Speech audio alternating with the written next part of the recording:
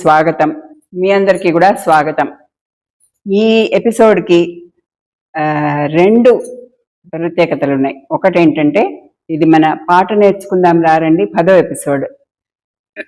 అది నా పర్సనల్ అనుకో. అది కాక ఉన్న ముఖ్యమైన ప్రత్యేకత ఏంటంటే ఈ 10వ ఎపిసోడ్లో నేను ఒక చక్కటి పాట ఎంచుకున్నాను. అది పాట అనడానికి లేదు, అది ఒక అష్టకం, గురు అష్టకం.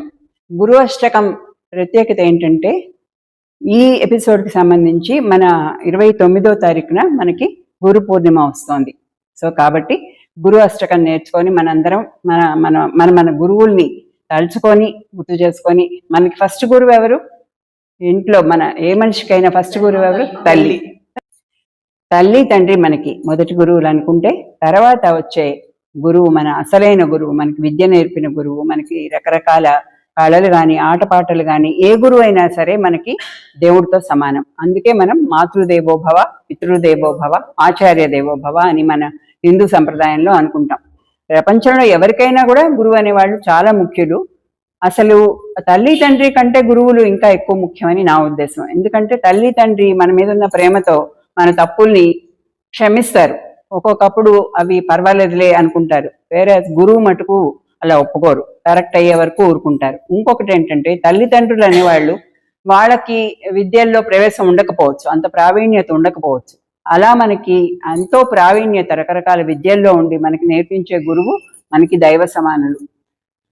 తల్లి తండ్రి మనకి జన్మనిస్తే గురువు అనేవాడు మనకి పునర్జన్మనిస్తారు. ఇంకొక జన్మని మనకి జీవితంలో ఎదగడానికి, తెలుసుకోవడానికి, నాలెడ్జ్గా ఇవ్వడానికి, అన్ని విషయాల్లో కూడా మనకి ఎంతో సహాయకారి అవుతారు.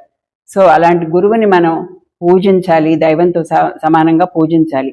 మనకి మన హిందూ సాంప్రదాయంలో మనకి ఎంతో మంది గురువులు ఉన్నారు. మన సనాతన ధర్మాన్ని పెంచి పోషించి కాపాడి మనందరి వరకు తీసుకొచ్చిన గురువులు ఎంతో మంది ఉన్నారు. వారిలో ముఖ్యులు జగద్గురు శంకరాచార్యులు వారు. ఆయన మనకి శంకర భగవత్పాదులు మనకి శంకరుడి స్వరూపం అని అంటారు. సో ఆ శంకర స్వరూపమైన శంకర భగవత్పాదులు వారు రచించిన గురు అష్టకం ఇవాళ మనం నేర్చుకోబోతున్నాం. అష్టకం అంటే మనందరికీ తెలిసిందే, కొంచెం పెద్దదే ఇది. కాబట్టి మన వీడియోకి సంబంధించి చాలా పెద్దదైపోతుంది. కాబట్టి నేను అన్నీ ఒకటే ట్యూన్లో ఉంటాయి కాబట్టి దీనికి రకరకాల గురువులు రకరకాల ట్యూన్స్ చేశారు, రకరకాల కంపోజర్స్. నేను ఒక కంపోజిషన్ ఎన్నుకున్నాను, నాకు ఇది చాలా నచ్చి ఎన్నుకున్నాను. దీంట్లో అన్నీ కూడా ఒకే భావన, ఒకే రాగంలో ఉంటాయి. కాబట్టి నేను మొదటిది చివరిది నేర్పిస్తాను, అంటే పీస్ వైజ్ గా ఒక్కొక్క ముక్కలాగా నేర్పిస్తాను. మిగతా అంతా కూడా అంతే ఉంటుంది. అందరికీ ఈజీగా అర్థమైపోతుంది, వస్తుందనే అనుకుంటున్నాను. ఒకవేళ రాకపోతే మటుకు మళ్ళీ చెప్పండి, అప్పుడు మళ్ళీ ఇంకొకసారి నేర్చుకుందరు కానీ, సరేనా? ఇది దీని భావము, దీని మొత్తము స్క్రిప్ట్, లిరిక్, భావము అవన్నీ కూడా నేను డిస్క్రిప్షన్ లో ఇచ్చాను. వీడియో సాగుతున్నంతసేపు మటుకు ఉట్టి లిరిక్ మాత్రమే ఇస్తాను. ఎందుకంటే భావం చాలా పెద్దది, చాలా అందమైన భావం, చాలా లోతైన భావం. అసలు ఒక్కొక్క పద్యం భావం మనం తెలుసుకోవడానికే మనకి ఒక రోజు పడుతుంది. అంత లోతైన భావం, చాలా అందంగా ఉంటుంది. అందరూ చాలా నిష్టగా శ్రద్ధగా చదువుకొని మీ గురువుల్ని తలుచుకొని, వాళ్ళకి మనసులోని వాళ్ళు ఉన్నా లేకపోయినా మన మధ్యలో వాళ్ళకి మన మనసులోని ప్రణామాలు అర్పించాలని నా కోరిక. ఇంకా మొదలు పెట్టుకుందామా? శరీరం సురూపం తథా వా కళత్రం యశశ్చారు చిత్రం ధనం మేరుతుల్యం శరీరం సురూపం తథా వా కళత్రం యశశ్చారు చిత్రం ధనం మేరుతుల్యం గురోరంఘ్రి పద్మే మనస్సేన లగ్నం తతః కిం తతః కిం తతః కిం తతః కిం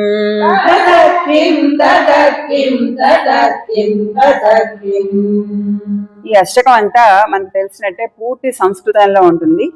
దీని భావం నేను డిస్క్రిప్షన్లో ఇచ్చాను, కానీ కొంచెం చూచాయిగా సూచనప్రాయంగా మీకు అది ఏంటి అనేది చెప్తాను. దీంట్లో శంకర భగవత్పాదులు ఏమంటున్నారంటే, అంటే ఒక వ్యక్తికి, అంటే ఒక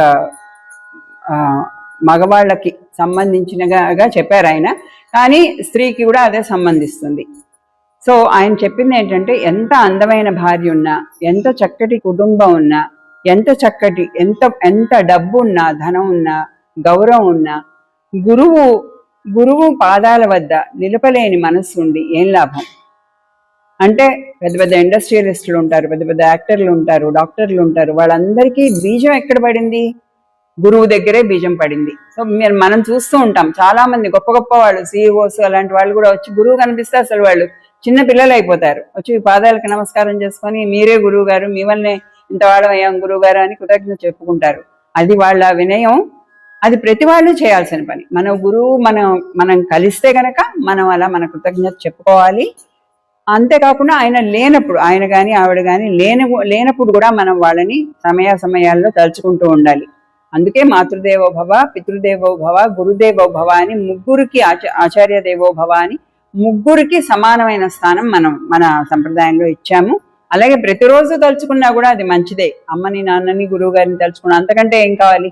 కాబట్టి మనకి ఎన్నున్నా కూడా, అంటే మొత్తం అష్టకంలో ఉన్న అర్థం ఏంటంటే, మనకి ఎన్ని రకాలైన సంపదలు, ధనాలు, పరువు ప్రతిష్టలు, పేరు ప్రతిష్టలు ఎంత ఎత్తుకెదిగినా కానీ మన బీజం పడింది ఆ గురువు దగ్గరే. గురువు పాదాలని తలుచుకొని మనస్సు ఉండి ఏం లాభం అని మనకి ఆ తతఃకిం గురోరంగ్రి పద్మే మనస్సేన లగ్నం తతఃకిం. ఈ పాదాలు ప్రతి అష్టకంలో ప్రతి లాస్ట్ 3rd and 4th పాదాల్లో వస్తాయి. అది మనం తలుచుకొని మనము కరెక్ట్ చేసుకోవాలి. ఎక్కడైనా మనం తప్పు చేస్తుంటే కనుక, లేదు ఇలా ఉండాలి, మనం ఇలా ఉండాలి అని కరెక్ట్ చేసుకోవడం కోసం మన శంకర భగవత్పాదులు, ఆయన మనకి జగద్గురువు అయితే ఆయన గురువుల్ని ఆయన ఎంతగా పొగుడుకున్నారో, ఎంతగా తలుచుకుంటున్నారో మనం ఆలోచించవచ్చు. అది దాని అర్థం అన్నమాట. శరీరం సురూపం తథా వా కళత్రం,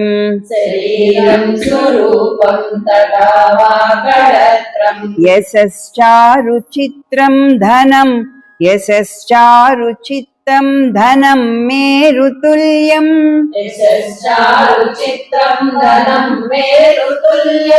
శరీరం సురూపం తథా వా కళత్రం,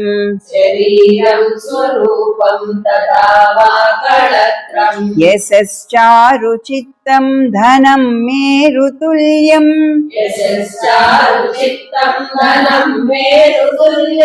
గురోరంఘ్రి పద్మే మనస్సేన లగ్నం,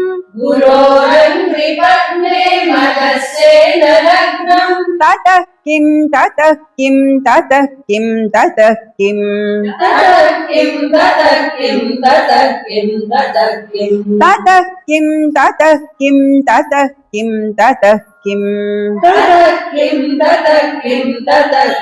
తతః కిం.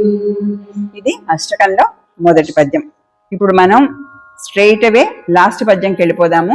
లాస్ట్ పద్యం కూడా ఒకసారి నేర్చుకున్న తర్వాత మనం అన్ని పద్యాలు ఒకటే ట్యూన్లో ఉంటాయి అనుకున్నాం కాబట్టి, కాకపోతే మనం లిరిక్స్ మటుకు కొంచెం జాగ్రత్తగా, మొత్తం అంతా సంస్కృతం కఠినమైన పదాలు ఉన్నాయి కాబట్టి అందరూ జాగ్రత్తగా కొంచెం స్పీడ్ కూడా కొంచెం తగ్గించుకుందాము.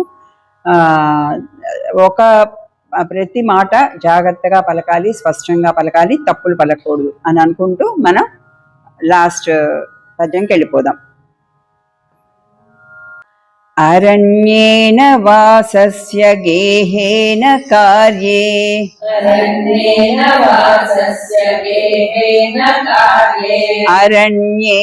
వాసస్య గేహేన కార్యే,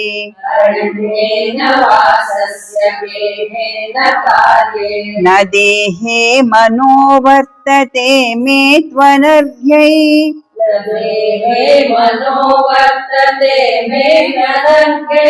అరణ్యేన వాసస్య గేహేన కార్యే,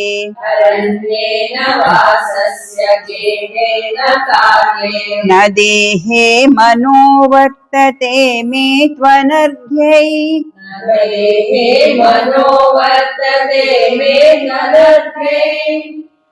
गुरोरङ्घ्रिपद्मे मनस्सेन लग्नम् गुरोरङ्घ्रिपद्मे मनस्सेन लग्नम् गुरोरङ्घ्रिपद्मे मनश्चेन लग्नम् गुरोरङ्घ्रिपद्मे मनस्सेन लग्नम् ततः किं ततः किं ततः किं ततः किं ततः किं ततः किं ततः किं ततः किम् अरण्येन वासस्य गेहेन कार्येन देहे मनो वर्तते मे त्वनर्घ्यै अरण्येन वासस्य गेहेन कार्येन देहे मनो वर्तते मे त्वनर्घ्ये गुरोरङ्घ्रिपद्मे मनश्चेन लग्नम् गुरोरङ्घ्रिपद्मे मनस्सेन लग्नम् ततः किं